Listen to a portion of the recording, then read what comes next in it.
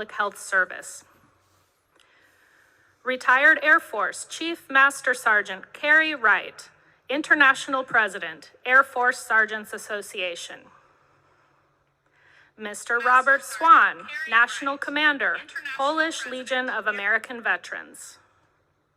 Mr. Jeffrey J. Brodeur, National President, Korean War Veterans Association. Mr. Luis A. Vasquez Contiz, National Commander, American GI Forum. Mr. David Crum, National Commander, Catholic War Veterans of the United States. Mr. Joseph D. McNeil, Sr., National President, Blinded Veterans Association. The associate members of the committee are also located in seats throughout the amphitheater. I'd like to ask the presidents and national commanders that comprise our associate membership to stand and be recognized. And ladies and gentlemen, please join me in recognizing our veterans' national leadership with your applause.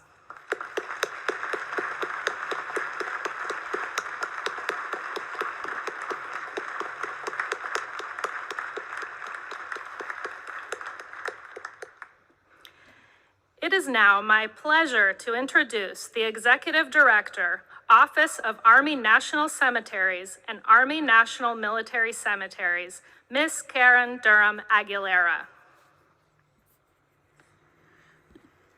Good morning. On behalf of the dedicated men and women who serve here, welcome to Arlington National Cemetery. I would like to extend a warm welcome to the 46th President of the United States, President Joe Biden. Thank you, Mr. President, for being here today, honoring our nation's veterans. And our First Lady, Jill Biden, welcome. The Secretary of Defense, the Honorable Lloyd Austin. Secretary of Veteran Affairs, the Honorable Dennis Mcdonough and his wife, Kari. Secretary of the Army, the Honorable Christine Wormuth. Chief of Staff of the Army, General McConville and his wife, Maria, welcome. And Mr. Alan Paley, the National Commander of the Jewish War Veterans, thank you for being the Veteran Service Organization's host and for your participation in this important national observance. And to all dignitaries and families and everyone watching from across our great nation, thank you for being with us today. The cemetery is beautiful this time of year, and it is fitting that we once again recognize our veterans on these most hallowed grounds. Today is a celebration of honor, duty, and patriotism. Arlington National Cemetery is a solemn place surrounded by over 400,000 soldiers, sailors, Marines, airmen, and Coast Guard men, and their families who have proudly served our nation in peacetime and in war. While Memorial Day is dedicated to remembering those whom we have lost, today is a celebration of all of those who have worn the uniform, including and especially those who are still with us. I encourage each and every one of you to pause for a moment today and thank a veteran or military family member for their service and sacrifice. Today may be solemn, but it can also be joyous, as we remember loved ones, friends, comrades in arms who have served and may still be serving. I will also briefly talk about an historic event that concludes today with this observance. For the last year, we have held events to commemorate the centennial of the Tomb of the Unknown Soldier with the interment of the World War I unknown. 100 years ago today, that service member completed his final journey from France and was laid to rest here in the heart of Arlington National Cemetery to represent all service members who had lost their lives and their identities. We did so to provide comfort and closure to those family members who were never given the opportunity to lay to rest their child or father. More of the history of the Tomb of the Unknown Soldier can be found in our commemorative educational programs online. I encourage everyone to learn more about this iconic site. Stories of the service and sacrifice we celebrate today are etched in marble all around us, from the inscriptions on gravestones to the Tomb of the Unknown Soldier. Most important are the patriotism, valor, and fidelity etched in the hearts and souls of our service members, past, present, and future. They are the vanguard of our freedom and our liberty. Today, as for the past 157 years, Arlington National Cemetery is honored to serve our veterans and their families at our nation's most sacred shrine. No place at Arlington National Cemetery can be purchased. Each must be earned through honorable service. To everyone here today, I'm proud to say we are a great people, honoring service and sacrifice to a grateful nation. So thank you to all of our veterans and families. And once again, welcome to Arlington National Cemetery. I will be followed by the National Commander of the Jewish War Veterans, Mr. Alan Paley. Thank you.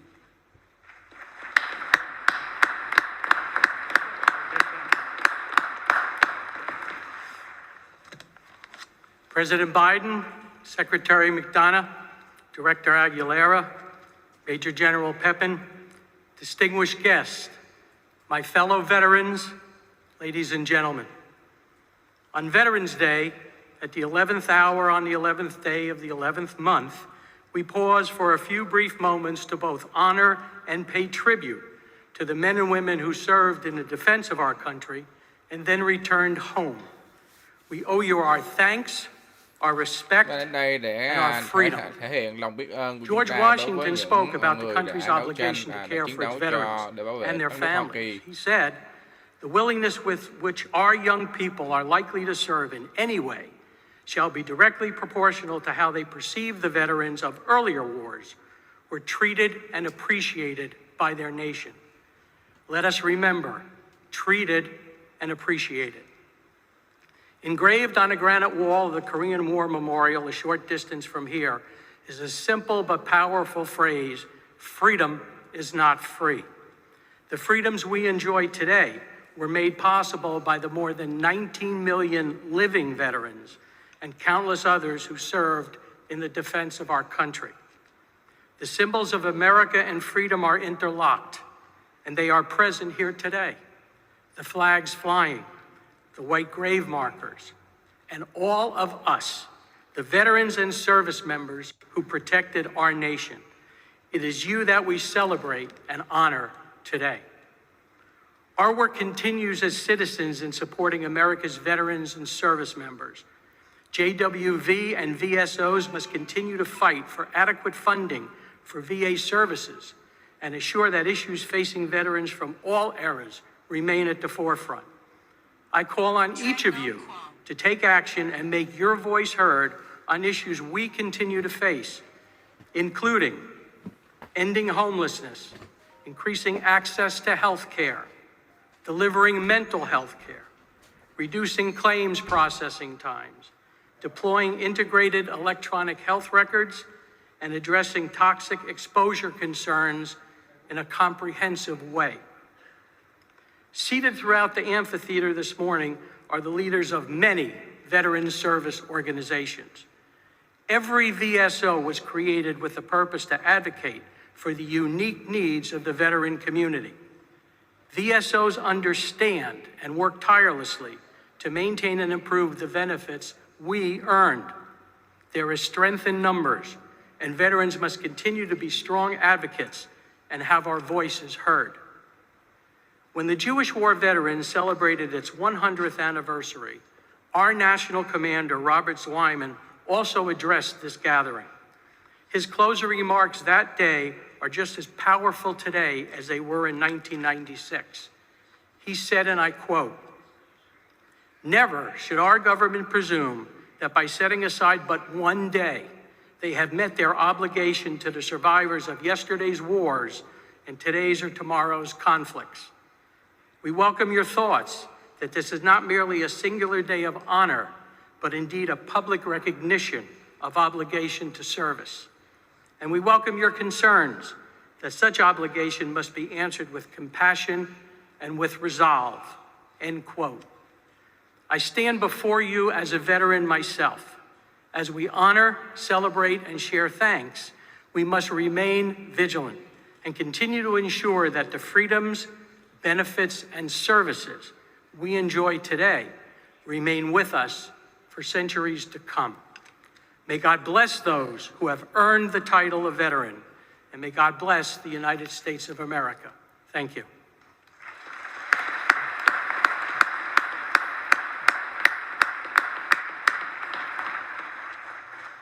It gives me great pleasure to introduce the 11th Secretary of Veterans Affairs, the Honorable Dennis Mcdonough.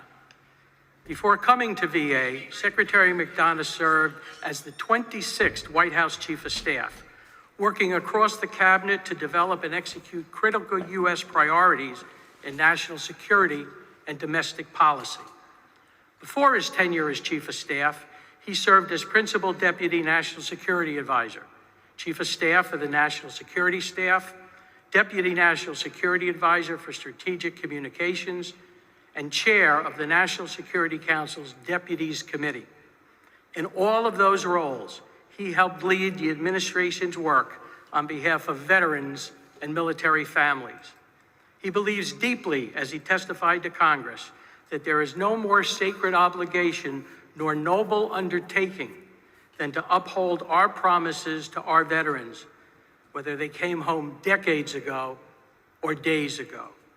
Join me in welcoming the Secretary of Veterans Affairs, Dennis Mcdonough.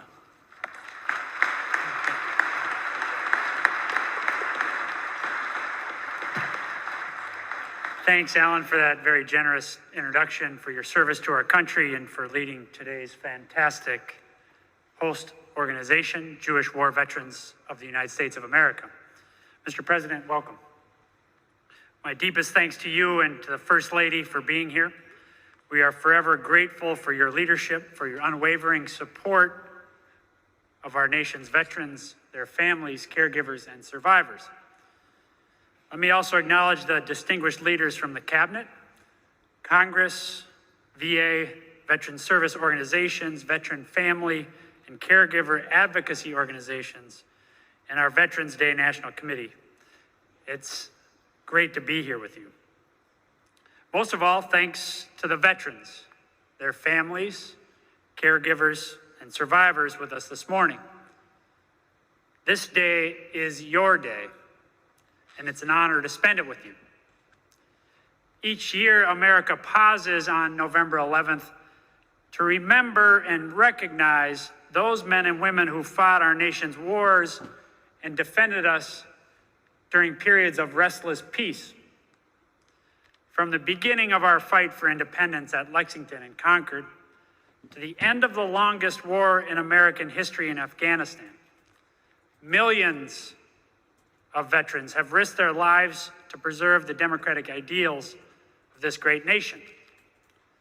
We live in peace and prosperity today because of them and because of you. On this day, we must not only appreciate those great blessings and the vets who delivered them, we must also remember the terrible cost at which they came. Veterans have told us of the costs of war throughout history. In letters home from World War II, Captain George Montgomery of the 82nd Airborne Division described his experience on D-Day, writing, "I never, in my wildest dreams, knew such terror could grip your very soul."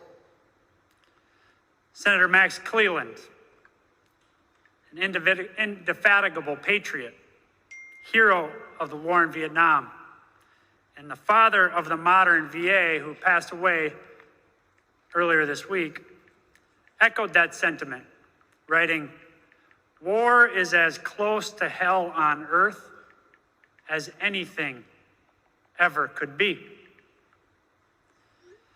Sentiments like these have been expressed by veterans of every conflict. Those who bore the bloody battles of the American Civil War, the hellish trenches of the First World War, the frozen mountains of Korea, the jungles of Vietnam, and the cities, deserts, mountains of Iraq and Afghanistan. Many service members gave their last full measure of devotion during those wars, some of whom now rest on the hallowed grounds of this cemetery, or in the tomb of the unknown soldier, which, as of today, has stood for 100 years. Other brave service members come home as veterans. But for those veterans, those wars did not end when the final bullet was fired, nor when the final service member came home. Instead, those wars live on in their minds and in their bodies, in scars visible and invisible, sometimes for years, sometimes forever. This day, Veterans Day, is our day to honor the vets who made those sacrifices, a day to remember what they've done for us, a day to recognize that when those veterans serve and sacrifice, so do their families, their caregivers, their survivors. But critically, Veterans Day is also a call to action, a reminder that it's our sacred responsibility as Americans to serve those who have served our country. That call to action dates all the way back to President Lincoln's second inaugural, when he charged a wounded nation to care for those who shall have borne the battle and for their families, survivors, and caregivers. And that same call echoes today when President Biden reminds us that our nation's most sacred obligation is to prepare and equip troops we send into harm's way and to care for them and their families when they return home. At VA, that means we're providing veterans with world-class health care, with benefits they've earned and so rightly deserve, with a lasting resting place that's a tribute to their service. And with President Biden's leadership, VA is doing exactly that, providing more care, more benefits, and to more veterans than at any time in our nation's history. But this day reminds us that it's not just the job of VA to serve veterans, their families, survivors, and caregivers. It's the job of every American. Because whenever someone signs up to honor our country in the military, our nation makes them a simple promise. If you take care of us, we'll take care of you. If you fight for us, we'll fight for you. If you serve us, we'll serve you when you come home. The thing is, our nation as a whole makes that promise. But it's on all of us, every single one of us, to keep that promise. There are many ways to do that. From reaching out to the veterans in your life, to lending a hand when a veteran needs help, to doing your small part to uphold the principles of democracy for which veterans have fought and bled to defend. Whatever the method, serve veterans and serve them well. Remember their sacrifices, recognize their service, and recommit and renew your pledge to them, because that is our most sacred responsibility as Americans on this Veterans Day and every day. I know of no one who keeps that promise better than President Biden. As a senator, as vice president, and now as president, and as the surviving father of an Iraq war veteran, President Biden has dedicated so much of his life to serving those who have served us. Veterans, their families, survivors, and caregivers could not ask for a stronger advocate. And so, without further ado, it is my great personal and professional honor to present to you our Commander-in-Chief, the President of the United States of America, Joe Biden.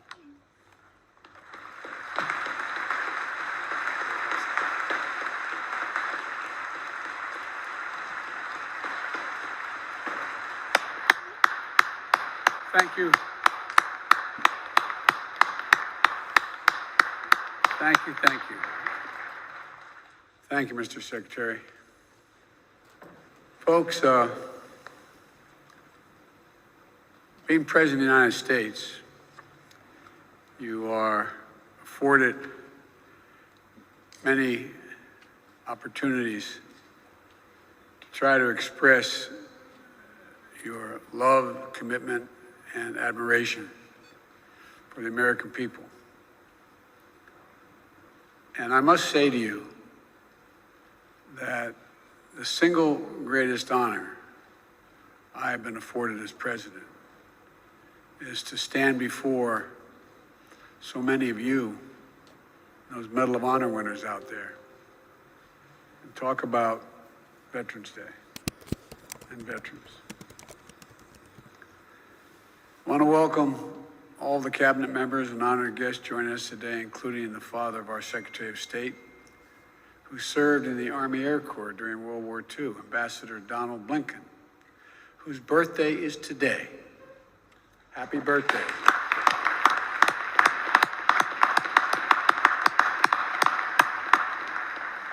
Thank you for your service to our country.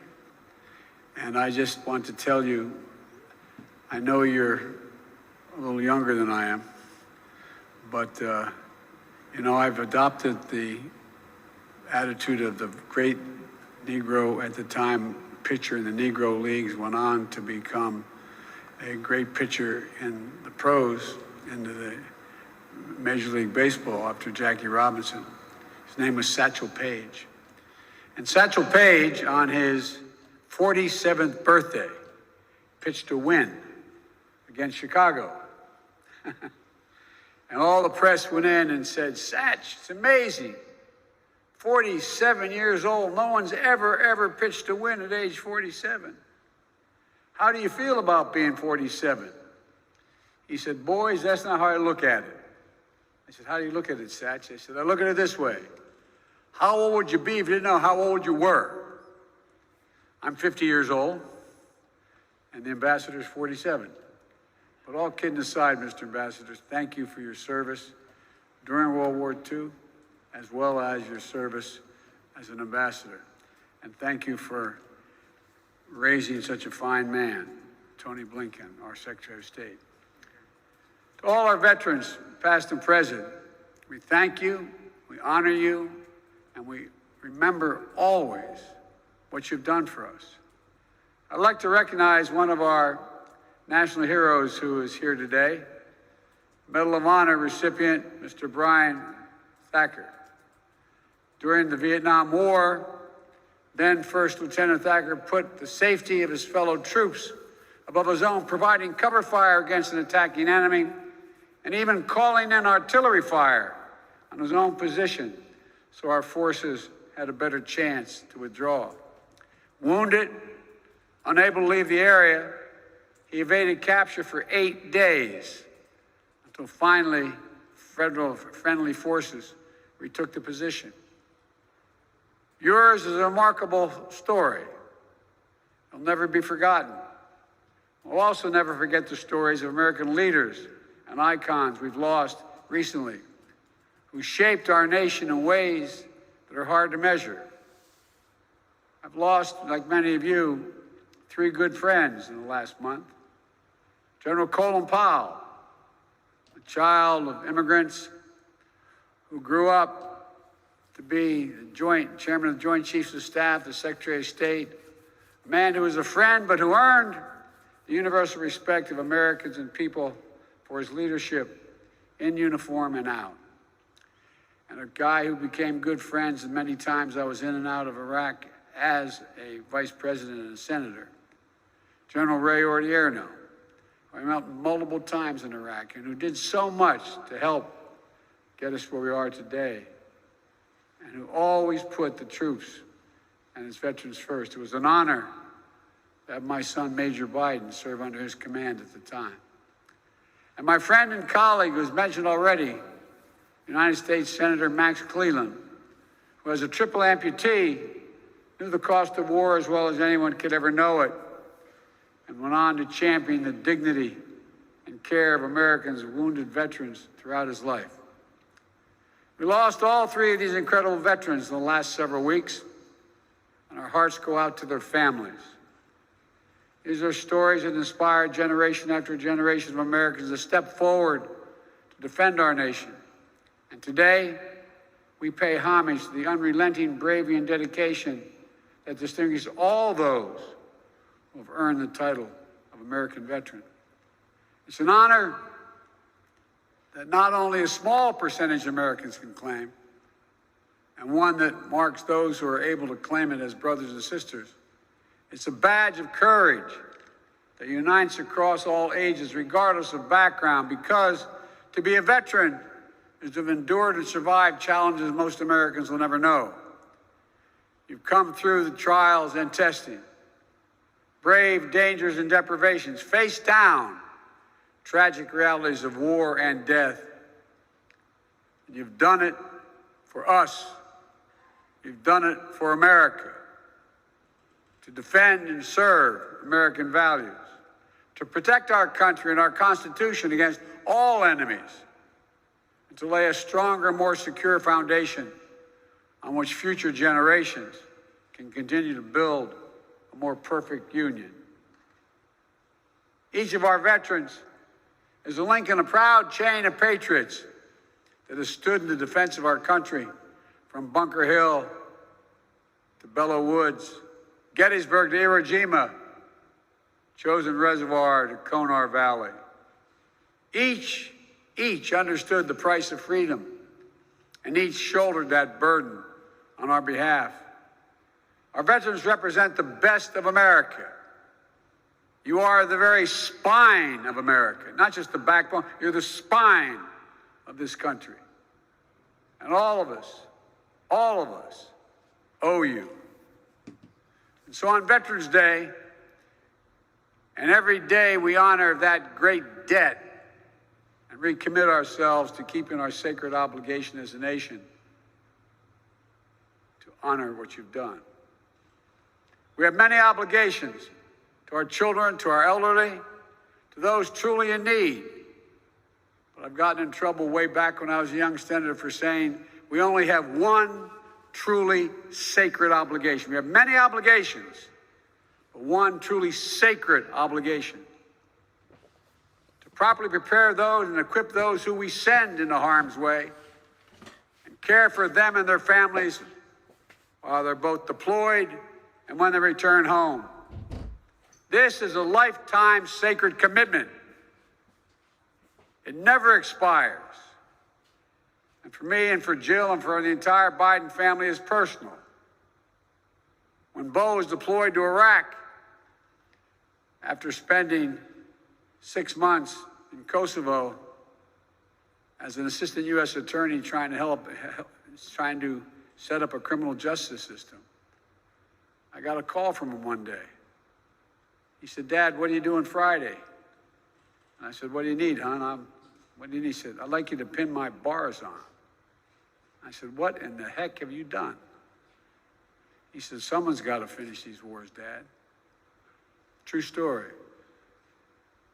Jill and I learned what it meant to pray every day for the safe return of someone you love. So many of you have done that. Our grandkids learned what it meant to have their dad overseas in a war zone instead of back at home for a year, tucking them into bed and reading that story every night. Thousands of Americans, tens of thousands, have had that experience. As the English poet John Milton wrote, "They also serve who only stand and wait." All the mothers and fathers, sons and daughters, spouses, all those who stand alongside our veterans and their families, caregivers, survivors, you are the solid steel spine that bears up under every burden, the courageous heart that rises every challenge. We've asked so much of you for so long, and our nation is grateful. For 2 decades, the lives of our service members and their families and veterans have been shaped by the conflicts in Iraq and Afghanistan. Since 9/11, hundreds of thousands of Americans have served. So many are still serving today in harm's way, and we cannot forget them. The American people are forever grateful and in awe of what you've accomplished. But in fulfilling their mission, so many veterans and their families and caregivers have been through hell. Some facing deployments after deployment, spending months and years away from their families, missing birthdays, anniversaries, and collections. I remember one of the last times I flew into Iraq in the so-called Silver Bullet. I remember walking up to the cockpit, and the crew masters along with the pilots were up there, and I said, "How many of you, is this your first tour?" No one raised their hand. There were 5 people. Second tour, no one raised their hand. Third tour, 2 raised their hand. Fourth tour, 2 raised their hand. Fifth, 1 raised their hand. Folks, on Veterans Day, we have to always remember that there's nothing low risk or low cost about war for the women and men who fight it. I carry with me in my pocket every single day. I have my staff to check with the Defense Department. In the back of my schedule, I have U.S. daily troops in Afghanistan killed and wounded, U.S. daily troops in Iraq killed and wounded.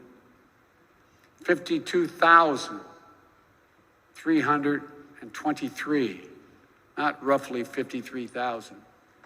Every one of these individuals has a family, has a unit at home. 53,323 American servicemen and women wounded in the conflicts of Iraq and Afghanistan. 7,074 gave their lives, the last full measure of their devotion. Untold, thousands more return home, as our secretary can tell you, with unseen psychological wounds of war. The enduring grief borne by our Gold Star families. These are the cost of war that we'll carry as a nation for decades to come. And to all veterans, service members, their families, caregivers, survivors, I want you to know that our administration is going to meet the sacred obligation that we owe you. We're going to work with Congress, Republicans and Democrats together to make sure our veterans receive the world-class benefits that they've earned and meet the specific care, Tổng thống Biden specific cũng có một needs người con đã that they each phục vụ individually need. trong quân That đội means Hoa Kỳ expanding là presumptive Biden conditions for và toxic đấu exposure, tranh Iraq particulate và matter, including ông Agent Orange and Biden burn đã pits. chết qua đời do We're ung going thư to keep não vào pushing năm on 2015. this front to be more nimble and responsive. Reviewing all the data and evidence to determine additional presumptive conditions that make sure our veterans don't have to wait to get the care they need. It also means prioritizing mental health care that's necessary to treat the invisible wounds that so many of our veterans carry, including pursuing our newly released comprehensive public health strategy to reduce military and veteran suicides. I want to say clearly to all our veterans, if you're struggling, you're so used to never asking for anything. If you're struggling, reach out. Call the Veterans Crisis Line. You're having trouble thinking about things. It's no different than if you had a wound in your arm.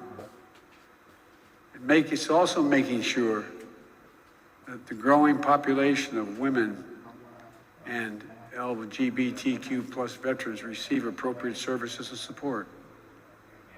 As we continue our efforts to defeat the pandemic and build back better, it means keeping the needs of veterans front and center. The American Rescue Plan included $17 billion to support VA's COVID-19 response, to get vaccine shots in arms as fast as possible, and to fund programs that provide rapid retraining assistance for veterans who may have lost their jobs in the pandemic, housing assistance, debt forgiveness, and to invest in improving VA facilities and the living conditions of vulnerable veterans. Through Jill's work of joining forces, we're also working to support our veterans and military families, survivors, and caregivers so they can have what they need to thrive. They deserve it. As Secretary Mcdonough noted, this Veterans Day also marks the centennial of one of the most hallowed American monuments, the Tomb of the Unknowns. 100 years ago today, an American soldier of the First World War, as the tomb says, known but to God, end of quote, completed the voyage from an unidentified battlefield in France over the rough Atlantic seas here to Arlington National Cemetery. He lay and stayed under the Capitol Rotunda for 2 days on the same plinth that held the body of Lincoln as 90,000 Americans came to pay respects. On the final leg of his journey, he was escorted from the Capitol by the President of the United States, Tổng thống Biden Chief vinh Justice danh of một the số Supreme cựu chiến Court, binh đã tử vong trong members of những tuần Congress, gần đây, trong đó General có Pershing, có ông Chiefs cựu of Staff. ông cựu ngoại Medal of trưởng Honor recipients, all Powell, walking, as the Washington Post cựu said, chánh thư ký processing without Georgia power. Max Craven và cựu tham mưu trưởng lục quân give quốc honor Ray due Odino, to American servicemen, cũng như là vinh danh người con quá cố not just the anonymous soul today vua entombed Biden của in Tổng thống gleaming Biden. marble, but the generations of Americans who dared all, risked all, gave all for the cause of freedom. To commemorate in the wounds of the member, in the words of a member of Congress who proposed the legislation creating the memorial, an American warrior, quote, this is the quote, who typifies the soul of America. You veterans are the soul of America, America's soul. It's why our veterans have always fought, always been willing to put themselves on the line. That the first unknown lies now with his brethren, unnamed warriors from later wars, fellow patriots who picked up the mantle of honor and made it their burden. And today, 100 years later, we keep a sacred watch over their graves. Generations of elite sentinels have taken the post, pledging their eternal vigilance. We lay wreaths, we renew our oath, we stand in solemn awe of such fidelity. Because for us to keep faith with American veterans, we must never forget exactly what was given us, what each of them is willing to put on the line for us. We must never forget that it is the mighty arm of the American warrior, never bending, never breaking, never yielding, generation after generation, has secured for us the blessings of a nation that still stands today as a beacon of liberty, democracy, and justice around the world. God bless you all. God bless all American veterans and those who proudly earn that title. And may God protect our troops. Ông Tổng thống Biden nói câu cuối cùng là cựu chiến binh là tâm hồn của nước Mỹ. Tâm hồn của nước Mỹ, đó là lý do tại sao cựu chiến binh của chúng ta luôn luôn chiến đấu, luôn luôn sẵn sàng đặt mình vào nguy hiểm. Chúa phù hộ cho các bạn, Chúa phù hộ cho các cựu chiến binh của chúng ta. Chương trình clip này kết thúc và mời mọi người chuẩn bị đón xem clip live kế tiếp nha. Xin chào cả nhà.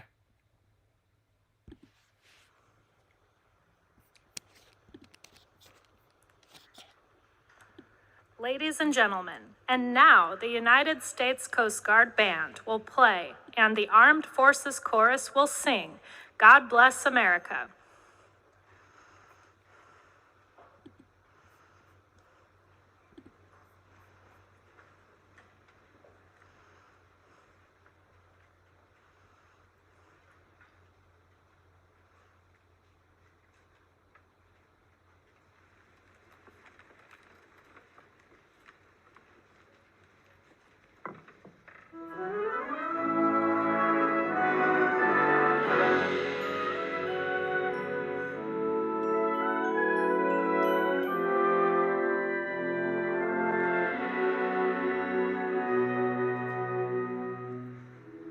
While the stormy clouds gather